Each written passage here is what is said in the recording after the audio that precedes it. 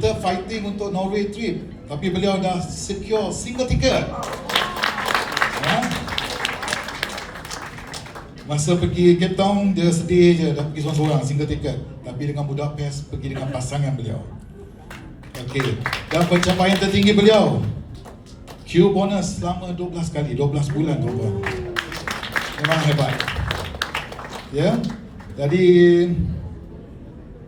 apa tagline dia tadi bagi lead and inspire. Dengan tidak membuang masa, kita jemput Dr. Rohaya binti Ahmad.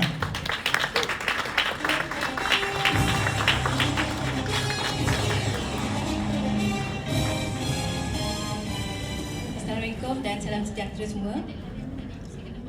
Nama doktor indah pada nama tapi tidak pada kehidupannya. Okey,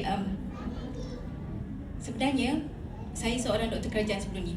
So disebabkan kehidupan sebagai doktor kerajaan, tahulah macam mana on call sampai balik rumah, accident, lori dah, trailer dah, bas dah, semua dah saya dah lalui.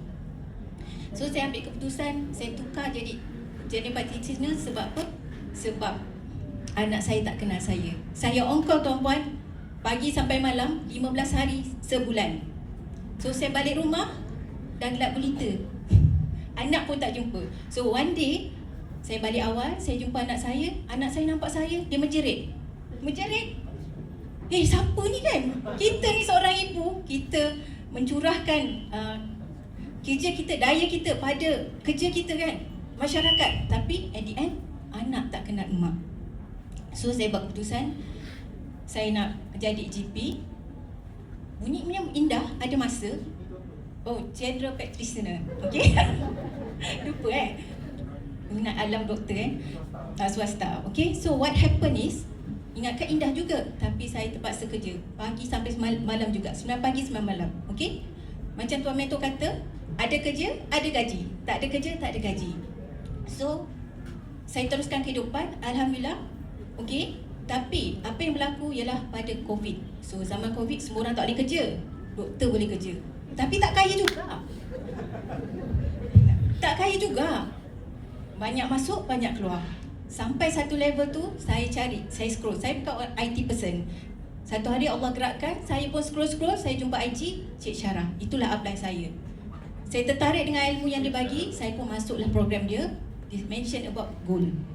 Saya kata, apa goal ni? Okey, saya kata tak apalah, masuk je lah, cuba-cuba je lah, simpan 1 gram.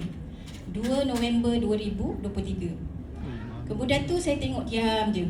Lepas tu saya pun tertarik sebab apa yang program-program yang dia bagi, talk show dan berbagai. So saya masuk, saya dengar. Lepas tu saya kata okey tak apalah. Saya pun pergi, saya ingat satu perkara sebelah saya cerita ni. Lepas saya dah belajar, dah ikut Cik Syarah, keuangan saya dah stabil, dah ada dana kecemasan, dapat satu lagi, rezeki terpijak. Semua orang nak tahu kan rezeki terpijak? Rezeki terpijak saya lah personal loan 77k, hutang kena bayar. Saya punya nak terduduk tak apa, tapi Alhamdulillah sebab saya dah simpan emas, saya gunakan, saya jual saya punya 2 keping 10 dinar saya, settle, saya dapat jimat 28,000, dapat jimat masa. Ruginya siapa tuan-puan? Hutang kereta nampak kereta, hutang rumah nampak rumah, hutang personal loan, relax. Apa pun tak ada. Tapi saya belajar, maknanya saya dah ada dalam satu platform yang betul. So saya pun explore lagi. So di mana masa tu saya ingat saya dah ambil package gila. Dan pertama kali lepas COVID, saya ingat Tuan Mentor buat GSR kat sini. The first time saya datang sini, saya tak tahu apa tuan-puan. Saya tak tahu apa, saya nak tahu apa benda ni. Saya datang, saya terkejut. Masa tu saya nampak Tuan Mentor sendiri yang ceritakan. Dia cerita macam ni, senang je, kita ada sistem, kita boleh register patient. Patient pula. Sorry register customer dalam 2 saat. 2 saat? Apa dia cakap ni? Saya pun tak apalah, dengar je. Saya datang, tapi yang tertarik saya tengok masa tu circle. So saya follow, ada BRT apa semua saya ikut. Saya masih tak nampak lagi sampai arwah pergi. Masa arwah pergi, saya betul diam. Aku dah ada satu tempat yang secure, kenapa aku tak nak teruskan? So alasannya sebab apa? Saya tak tahu IT. Sebab perkara ni saya tengok semua perlukan IT. So saya ingat saya pergi MDC 5.0. Saya ingat Ustaz Amirullah naik pentas, dia kata pasal tentang SP. Masa tu saya ternampak. Masa tu saya ingat kata-kata mentor. Datang big decision, big event, you akan buat big decision. Masa tu terdetik satu je. Satu hari aku yang akan naik. Masya Allah, masa tu kan tuan-tuan, lepas balik MDC, saya pun terus berdesuk cari ATM machine. Kebetulan 2024 Januari ATM machine mula dilancarkan. So saya duduklah jadi penunggu setia. Balik kerja tuan-tuan 9 pagi sampai 9 malam. Balik pukul 9 tu tak balik dah, anak dah besar Pergi kat ATM menunggu. Masa tu saya tak fikir saya stelga ke apa tak. Saya fikir satu, platform ni adalah kita educate sampai ke ilmu dan kita bina diri. So saya terus buat.